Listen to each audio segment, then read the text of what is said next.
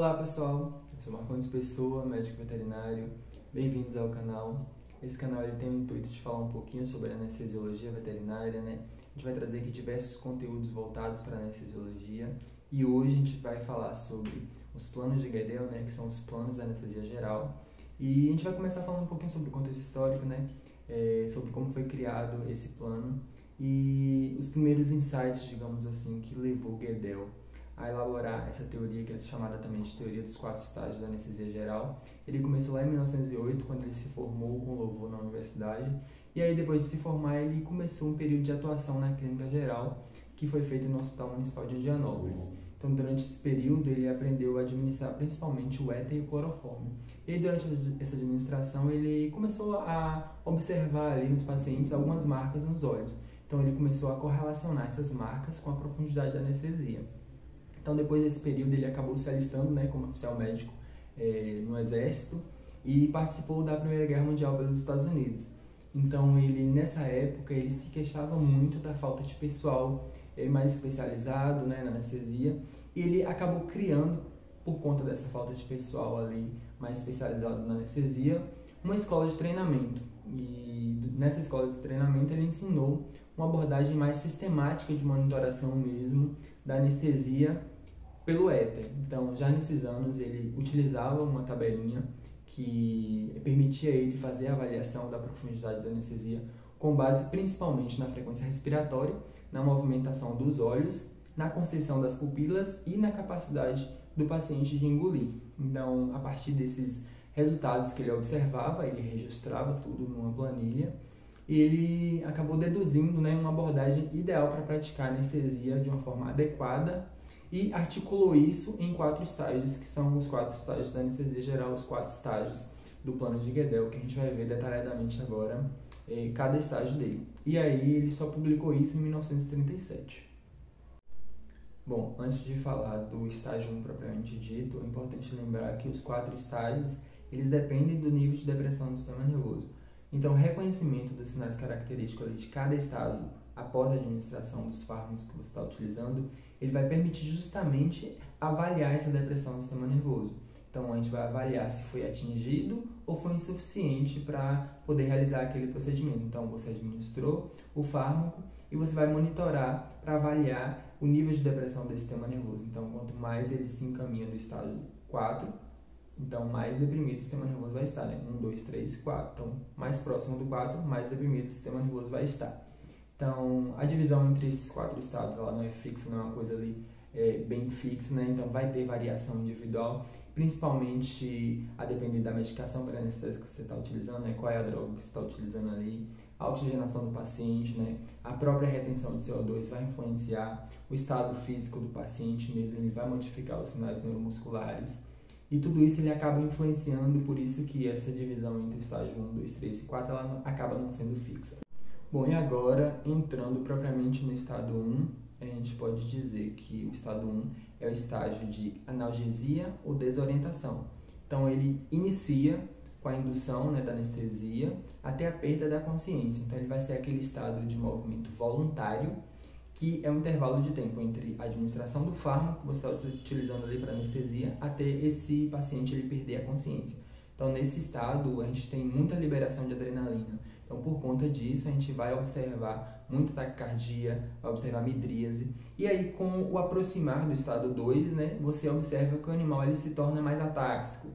Você observa ele diminuindo suas movimentações. Então, ele perde os reflexos posturais e assume um decúbito, principalmente decúbito lateral. O estado 2, ele vai ser aquele estágio de excitação, o delírio, né? Que vai desde a perda da consciência até o início da respiração automática, que é o início daquele padrão respiratório de forma mais regular. Então, esse estágio 2, que é o estágio de excitação, ele é um estágio que você não quer que o paciente esteja, que ele vai justamente de contrário do que você está procurando. Então, aquele estágio de delírio, de movimento involuntário, então você não quer isso. O paciente, ele acaba, nesse estado, ele reagindo a estímulos externos, tendo hiperventilação, a respiração ela se torna muito irregular, então você pode observar taquicardia e arritmia às vezes. E em ruminantes e felinos se observa muita salivação excessiva, então, principalmente nessas duas espécies. O reflexo ciliar ele acaba desaparecendo, porém outros reflexos eles acabam permanecendo intactos. E a gente está falando de reflexo palpebral, que ele fica muito intenso e presente, né? O tônus mandibular ele se torna muito presente e isso acaba implicando, né, a intubação, né? Os animais eles acabam resistindo à intubação endotraqueal. E no cão e no gato você pode observar o vômito, que pode ou não ocorrer. E ruminante, vale ressaltar também que pode ocorrer a regurgitação durante esse estado 2. No estado 3, vai ser aquela fase de anestesia cirúrgica propriamente dita, que vai desde o início da respiração automática até a paralisia respiratória. Então, ele vai estar dividido em 4 planos. Não confunda, o plano de Guedel é dividido em 4 estágios, estágio 1, 2, 3 e 4.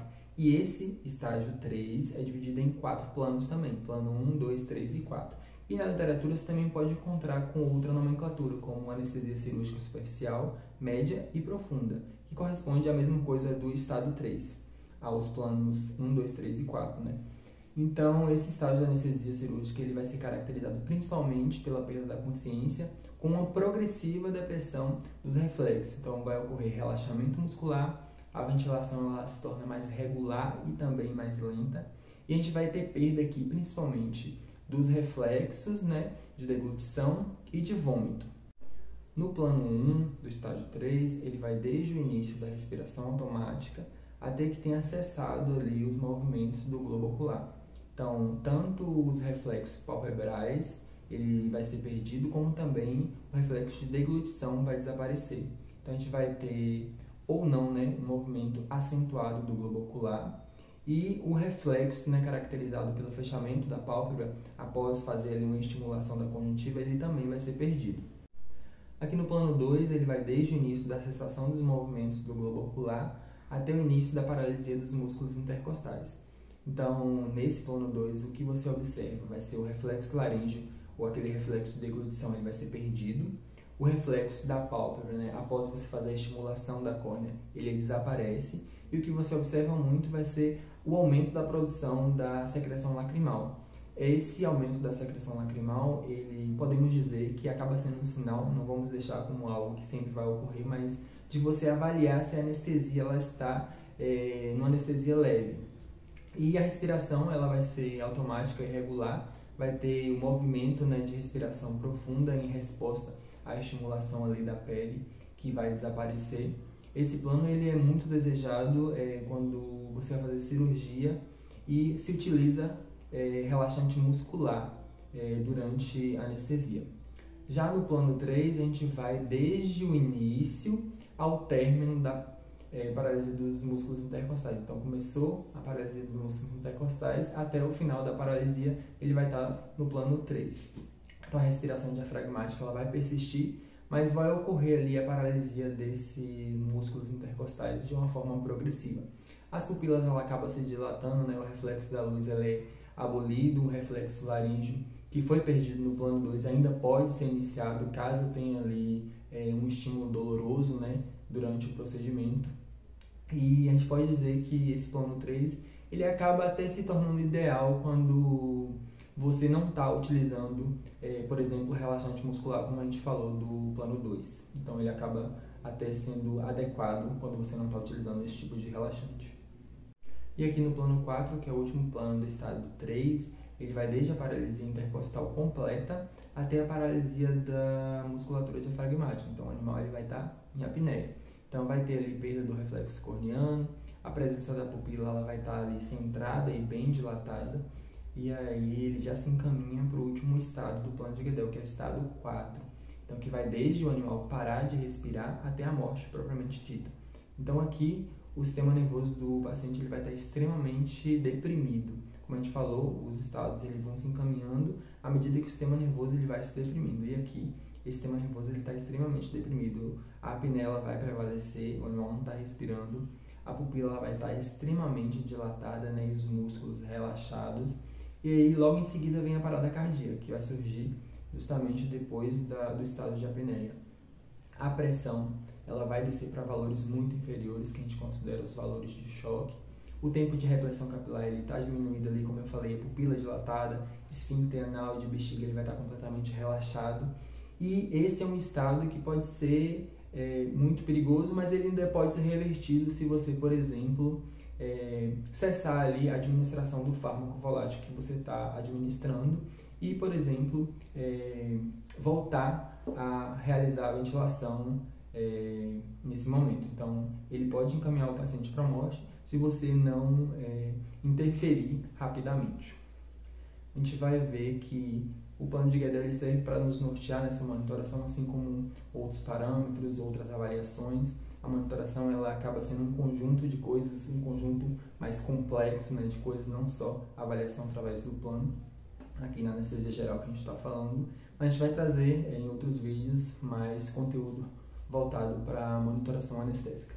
Obrigado a você que continuou e chegou aqui até o final do vídeo. Eu sei que acaba sendo um pouquinho de conteúdo, mas eu tentei trazer de uma forma mais dinâmica e espero ter contribuído um pouquinho para a aprendizagem de vocês. Até o próximo.